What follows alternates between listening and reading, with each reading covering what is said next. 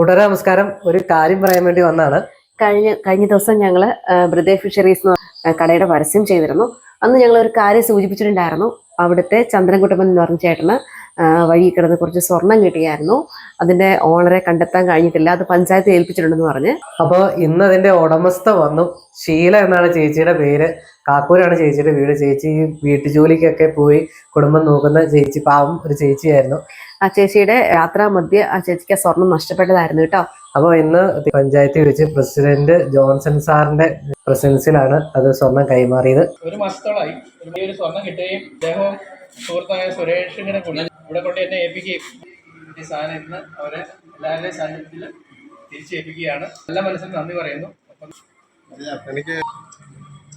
ഇപ്പൊ നമുക്കറിയാലോ, പവന് 1,00,000-ന് മേളില് സ്വർണത്തിന് വില നിൽക്കുമ്പോഴാണ് ആ ചേട്ടായിക്ക് ആ സ്വർണം കിട്ടിയത്. അപ്പൊ ചേട്ടായി ഇത് പഞ്ചായത്ത് ഏൽപ്പിക്കാൻ നല്ല മനസ്സ് കാണിച്ചു.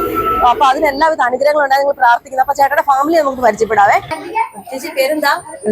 അൽസമ്മ. മോന്റെ പേരെന്താ? കിരൺ.